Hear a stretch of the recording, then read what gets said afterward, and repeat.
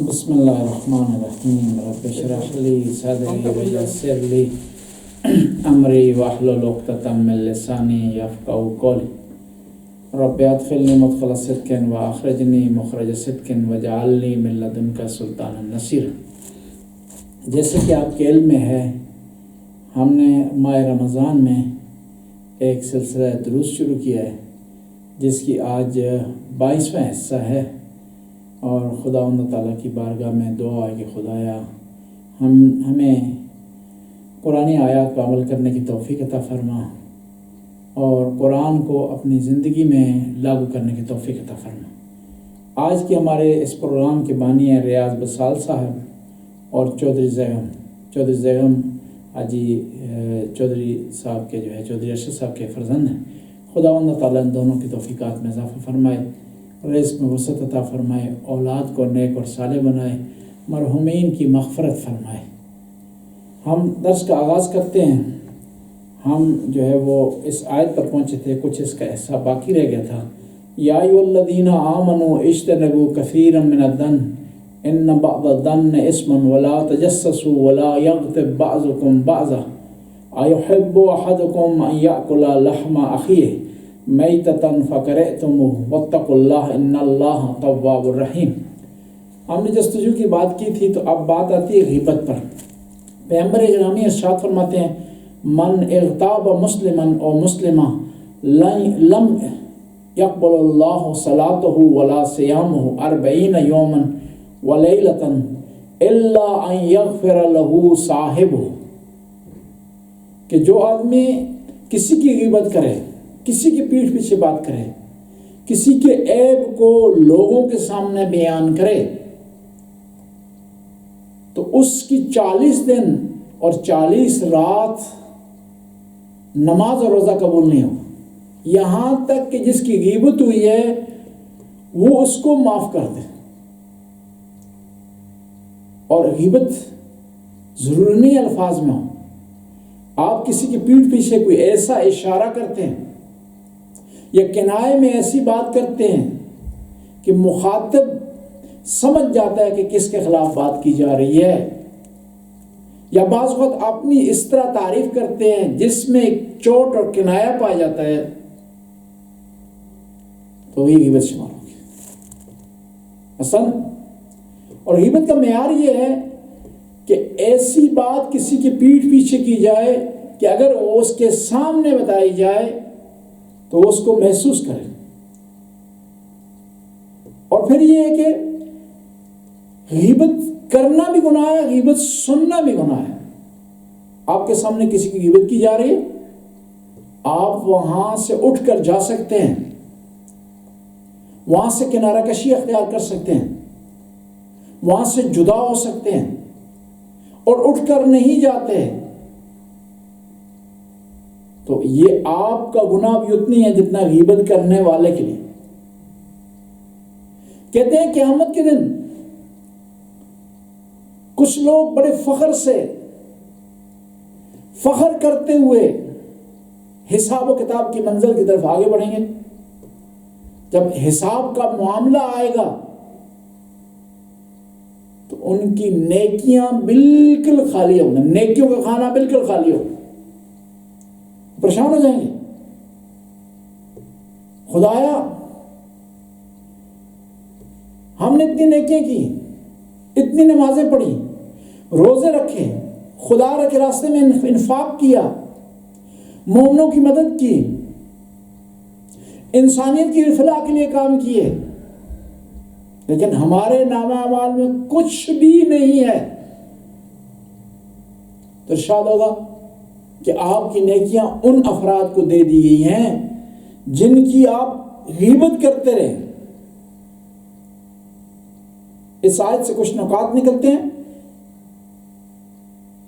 یا ایھا الذین آمنوا اجتنبوا کثیرا من الظن، اے ایمان والو، یہ جو ایمان تم لے آئے ہو اس کی کچھ ذمہ داریاں ہیں، کچھ تم پر لاگو ہوتا ہے، کچھ چیزوں سے تم نے بچنا ہے، واجبات کو تم نے بجا لانا ہے، محرمات سے بچنا، اور ان محرمات میں سے ایک ہے غیبت، ایک ہے جستجو،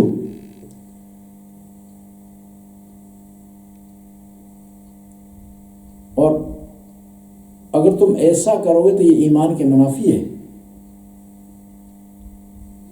اور غیبت کے بارے میں جب کہا گیا تو یہ غیبت مختص نہیں ہے کسی ایک خاص گروہ کے ساتھ.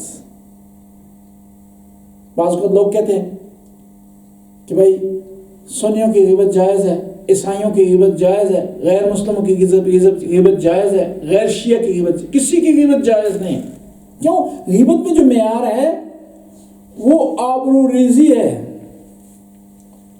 آبرو ریزی کسی کی بھی جائز نہیں ہے، عزت کسی کی بھی مال کا نہیں جائز ہے. اور ہمارے یہاں وہ اہل سنت کہ جو اہل بیت سے محبت کرتے ہیں، اہل بیت علیہ السلام کو چاہتے ہیں، اہل بیت سے پیار کرتے ہیں،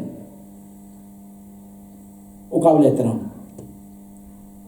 اور اہل سنت میں کئی ایسے افراد ہیں جنہوں نے اہل بیت کے راستے میں شہادتیں دی ہیں، قربانیاں دی ہیں، فداکاریاں کی ہیں، جیل کاٹی ہیں. 2 مثالیں عرض کروں گا. امام ابو حنیفہ کو کیوں جیل ہوئی؟ اسی وجہ سے جیل ہوئی کہ وہ زید شہید علیہ السلام کے پیروکاروں میں سے تھے. امام نسائی کو کیوں شہید کیا گیا؟ کیونکہ انہوں نے ناسبیوں کے مطالبات ماننے سے انکار کر دیا. بڑا پیارا جملہ ایک آدمی نے کہا، ایک اہل سنت کے عالم دین سے ان سے کسی نے پوچھا بتائیں شیعہ ہیں یا سنی؟ انہوں نے کہا کہ کربلا کے بعد شیعہ سنی کی بات ہی نہیں ہے. انسان یا حسینی ہے یزیدی ہے، اور میں حسینی ہوں. خداوند تعالیٰ تمام وہ لوگ جو کہ عاشق اہل بیت ہیں، چاہے وہ شیعہ ہیں چاہے سنی ہیں، کسی مقصد سے تعلق رکھتے ہیں، خداوند کی توفیقات میں اضافہ فرمائے. اب یہاں اس آیت میں کہا گیا مثال مردے سے دی گئی ہے. جس طرح مردے کے خلاف بات کرنا، اس کے پیٹھ پیچھے باتیں کرنا، اس کے عیب نکالنا، اس کی عیب جوئی کرنا جائز نہیں ہے. پیغمبر فرماتے ہیں لا تکلموا علی امواتکم یا موتاکم. تم، یہ حدیث کا مفہوم ہے، معنی اس کا یہ ہے کہ تم جو لوگ دنیا سے چل بسے ہیں ان کے خلاف بات مت کرو. اور غیبت کرنا، کسی کے خلاف بات کرنا، کسی کی پیٹھ پیچھے بات کرنا بھی اسی طرح ہے جس طرح مردے کے خلاف بات کرنا. جس طرح مردہ دفاع نہیں کر سکتا اپنا، اس طرح جو آدمی غائب ہے اس کی آپ غیبت کر رہے ہیں تو یہ غیبت اتنا ہی اس کا گناہ ہے جتنا مردے کی پیٹھ پیچھے بات کرنے. اور یہاں پر یہ کہا گیا کہ تم جب غیبت کر رہے ہو تو اس طرح ہے کہ اپنے مردہ بھائی کا گوشت کھا رہے ہو. جس طرح گوشت کھانا خون خوار بھیڑیوں کا کام ہے، اس طرح غیبت کرنا بھی خون خواری کا معاملہ ہے. اور اس آیت میں دیکھیں، ہم آیت کو دوبارہ پڑھتے ہیں، یا ایھا الذین آمنوا اجتنبوا کثیرا من الظن. اے ایمان والو، اکثر گناہ، اکثر بدگمانیوں سے بچو. ان بعض الظن اسم، بعض بدگمانیاں گناہ ہیں. ولا تجسسوا، کسی کی جستجو مت کرو. ولا یغتب بعضکم بعضا، کہ تم ایک دوسرے کی غیبت مت کرو. ایحب احدکم ان یاکل لحم اخیہ میتۃ، کیا تم میں سے کوئی یہ گوارا کرے گا، یہ پسند کرے گا کہ اپنے مردہ بھائی کا گوشت کھائے؟ ایک مردہ دوسرا بھائی کا گوشت. اور جس طرح مردے کا گوشت جب کاٹ دیا جائے تو اس میں کمپنسیشن نہیں ہوتی، اس کا ازالہ نہیں ہو سکتا، استطاعتیں اس کی نہیں ہو سکتی. اس طرح جب کسی کی غیبت ہو جاتی ہے اس کی آبرو چلی جاتی ہے، اس کی عزت پامال ہو جاتی ہے، اس میں دوبارہ ازالے کی گنجائش نہیں. فاتقوا اللہ، تقوی اختیار کرو. خدا بتانا چاہتا ہے کہ یہ بدگمانی کرنا، جستجو کرنا، غیبت کرنا، یہ تقوی کے خلاف ہے۔ اور پھر اگر تم اس سے پہلے کر چکے ہو، ان اللہ تواب الرحیم، خدا بخشنے والا ہے، خدا معاف کرنے والا ہے، اس کا جبران ہو سکتا ہے، کمپنسیشن اس کی ہو سکتی ہے۔ تواب الرحیم کہا گیا، توبہ بھی قبول کرے گا، وہ اتنا کریم ہے، توبہ تمہاری قبول کرے گا، اس کے بعد رحمت بھی تمہیں دے گا۔ حالانکہ اس سے پہلے تم نے غیبت کی ہے، جستجو کی ہے، بدگمانی کی ہے، لیکن جب توبہ تم کر لو گے تو خدا تمہارے گناہ معاف کر دے گا۔ یعنی خدا کتنا رحیم و کریم ہے۔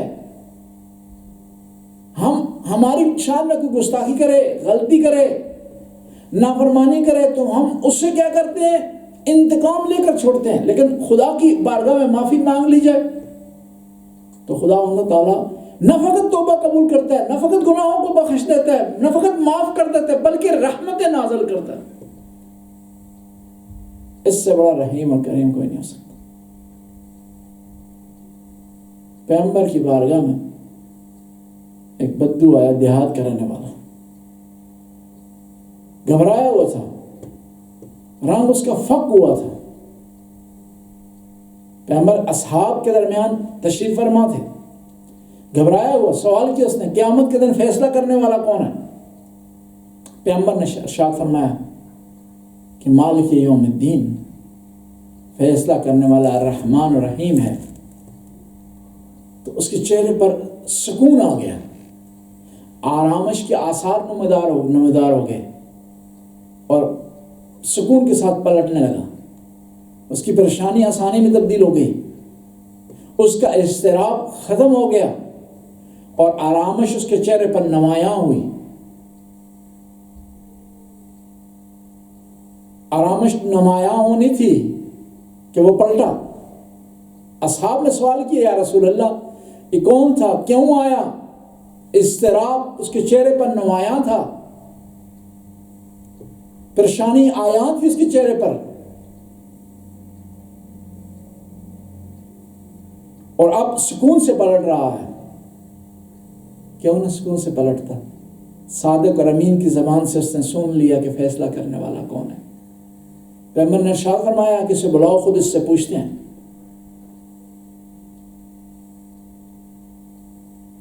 جب آیا تو پوچھا، کیوں مضطرب؟ کہا میں نے رات کو سوچا کہ میرے گناہ بہت زیادہ ہیں، اگر میں قیامت کے دن گرفتار ہو گیا تو بچ جانے کی امید نہیں۔ اس وقت نا آپ کے کورٹ میں فیصلہ ہو، تاریخ ہو، عدالت آپ کو بلا رہی ہو، تو آپ فوراً جستجو کرتے ہیں کہ قاضی کون ہے، جج کون ہے، کس قوم سے اس کا تعلق ہے، کس سن کا ہے وہ، اور اس کا مزاج کیا ہے۔ اور آپ کو پتہ چلے کہ اچھا آدمی ہے، نیک آدمی ہے، عادل آدمی ہے، تو سکون آپ کے چین پر طاری ہو جاتا ہے، پریشانی آپ کی ختم ہو جاتی ہے، بشرطے کہ آپ حق پر ہوں۔ پیغمبر نے فرمایا رحمان الرحیم، بخشنے والا، معاف کر دینے والا۔ تو اس کے چہرے پر سکون نمایا۔ اس نے کہا کہ میں پریشان تھا کہ میرے گناہ نہیں بخشے جائیں گے، میرے گناہ حد سے زیادہ ہیں۔ جب آپ نے فرمایا کہ الرحمن الرحیم ہے، بخشنے والا، اس دن فیصلہ کرنے والا ہے، تو مجھے اطمینان حاصل ہو کہ وہ علی کل شیء قدیر ہے۔ اور جب ایک طاقتور آدمی القادر اذا تسلط افا، اور قادر جو قدرت رکھنے والا ہے، جب وہ مسلط ہو جاتا ہے نا تو معاف کر دیتے ہیں۔ خدا اللہ تعالیٰ کی بارگاہ میں عاجزی سے عرض کریں گے، خدایا ہمارے گناہوں کی بخشش فرما، ہمیں نیک کام کرنے کی توفیق عطا فرما، برائیوں سے بچنے کی توفیق عطا فرما، زمانے کے امام کے ظہور میں تعجیل فرما۔ یا اللہ آج کی اس محفل کا، مجلس کا، اس درس کا ثواب ریاض بسال صاحب کے مرحومین کے نام اعمال میں درج فرما، اور اسی طرح چودھری زیغم کے نام اعمال میں درج فرما، ان کے والد گرامی چودھری ارشد صاحب کی توفیقات میں اضافہ فرما۔ خدایا ان دونوں صاحبان کے رزق میں وسعت عطا فرما، آخر میں ان دونوں کے مرحومین کے لیے سورہ فاتحہ کی تلاوت فرمائیں۔ بسم اللہ الرحمن الرحیم، الحمدللہ رب العالمین الرحمن الرحیم مالک یوم الدین ایاک نعبد و ایاک نستعین اہدنا الصراط المستقیم صراط الذین انعمت علیہم غیر المغضوب علیہم ولا الضالین۔ اللہم صل علی محمد۔